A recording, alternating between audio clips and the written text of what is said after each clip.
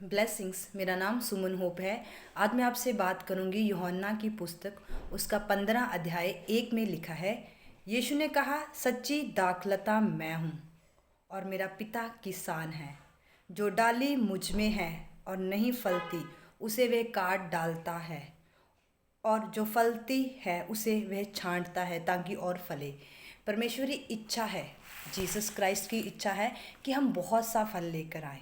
उसने कहा, मैं दाखलता हूँ और तुम डालियाँ हो, तुम टहनियाँ हो, पंजाबी में कहते हैं, तुम डालियाँ हो।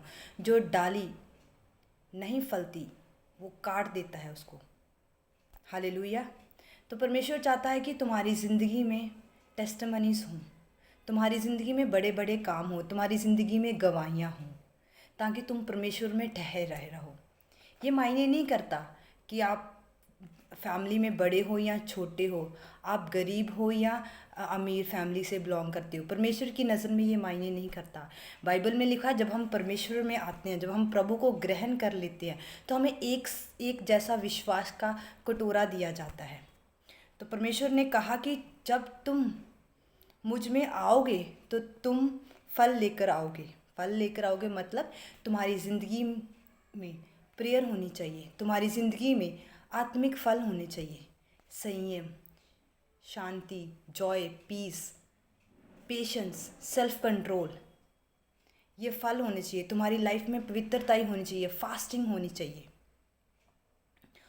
तो उसने कहा, मेरा पिता तुम्हें छांटेगा। जब वह तुम्हें छांटेगा तो तुम्हें दुख लगेगा, तुम्हें लगेगा कि मैं तो सही रीति से चल रहा हूँ, प्रभु में आ चुका हूँ, अब सही रीति से अपनी लाइफ को गुजार रहा हूँ, फिर भी मेरी लाइफ में प्रॉब्लम्स क्यों हैं? मैं पवित्रता में जी रहा हूँ, अपनी लाइफ टाइट को बो रहा हूँ, प्रार्थना में है मेरी लाइफ, फास्टिंग में है मेरी लाइफ, फिर भी मेरी लाइफ में प्रॉब्लम्स क्यों? उसने कहा, जब तुम फल लेकर आओगे तो तुम्हें मैं छांटूंगा। क्योंकि परमेश्वर हमारे प्रेजेंट को नहीं देखता, वो हमारे फ्यूचर को देख रहा है कि हम अपने आने वाले टाइम में बहुत सा फल लेकर आए। बाइबल में बहुत से लोगों का जिक्र है जो बहुत सा फल लेकर आए। जैसे दाऊद के बारे में बोला है, यूसुफ के बारे में बोला है कि वो बहुत सा फल लेकर आए। जब स्टार्टिंग में उसने उसकी उसकी छटनी की गई, दाऊद की छटनी हुई, यूसुफ की छटनी की गई, जब उसके भाइयों ने उसको गड्ढे में गिरा, जब वो गड्ढे में गिरा तो उसके बाद उसके भाइयों ने उसको बेच डाला, वो मिस्र में गया। पर उसको फ्यूचर में उसे लगा था कि शायद परमेश्वर ने उसे छोड़ दिया है, पर वो आने वाले टाइम में बहुत सा फल लेकर आया। तो परमेश्वर यही चाहता है कि हम बहुत सा फल लेकर आए, और हम फल लेकर आए और वो हमें छांटेगा। कहता है, जो जो फल जो मुझ में नहीं रहता वो काट दिया जाएगा।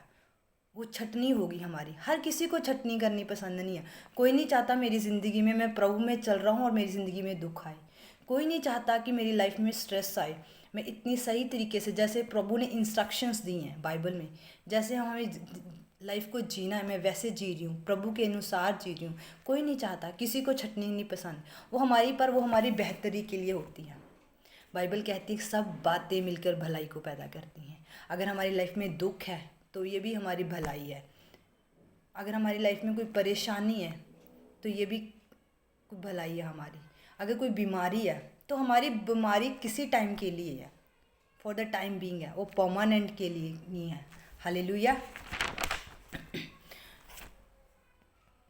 तो परमेश्वर ये चाहता है कि तुम बहुत सा फल लेकर आओ। हम कैसे लेकर आ सकते हैं? तो हम उसकी छटनी में साथ देना, हमें उसका। जैसे जब जब वे तुम्हारी प्रार्थना का उत्तर तुम्हारे हिसाब से ना दे तो तुम्हें दुख नहीं मनाना। सबसे पहली बात है, तुम्हें उसकी छटनी में साथ देना है। तुम कहोगे, तुम मेडिटेट करोगे, अपनी आंखें बंद करोगे और मेडिटेट करोगे, सब बातें भलाई को पैदा करती। कोई बात नहीं, परमेश्वर ने मेरी एक प्रार्थना का उत्तर नहीं दिया, कोई बात नहीं। परमेश्वर की कोई इच्छा है, क्या पता मैं गलत मांग रहा हूँ।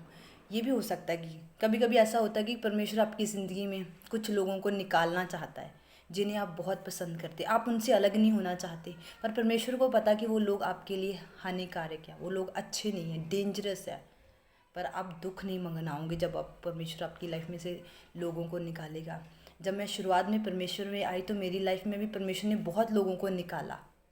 तो मैं यही बोलती थी कि सब बातें मिलकर भलाई को पैदा करती हैं। मेरे दिल में हर्ट होता था दुख लगता था मुझे कि लोग मुझसे अलग हो ही जा रहे हैं, पता नहीं क्यों। पर एक ही बात बोलती थी मैं, सब बातें मिलकर भलाई को पैदा करती हैं। और आज मैं इतनी फ्री हूँ ना कि शुक्र है, लोगों का भार बोझ मेरे ऊपर नहीं है, एक्स्ट्रा फालतू लोगों का। हालेलुया। तो परमेश्वर की छटनी में साथ देना आपको। कभी कभी हमारी ज़िंदगी में निराशा होती है, ताकि हम और परमेश्वर के क्लोज आ सकें और परमेश्वर हमारी लाइफ को अच्छी से बदल सके।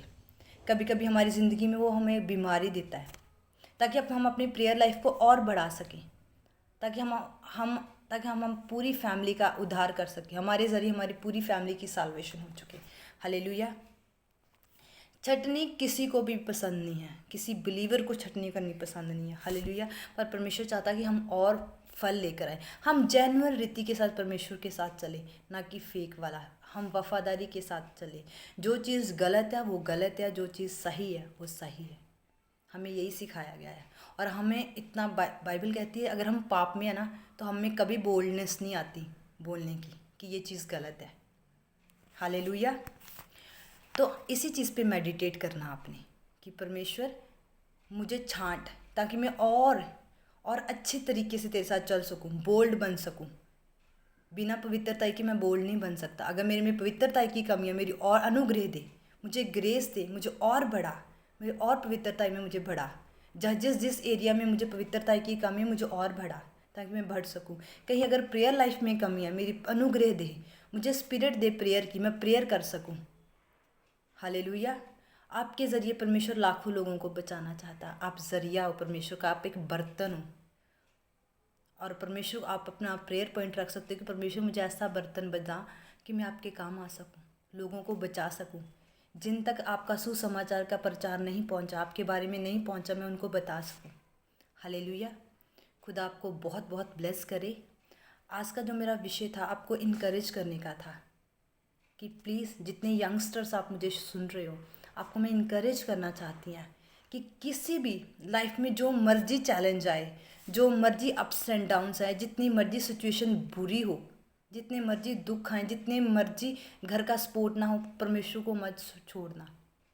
हमेशा अड़े और खड़े रहना। देखना आपकी लाइफ में बेस्ट देगा परमेश्वर। वो कहते हैं ना, जितना लेट होगा उतना ग्रेट होगा।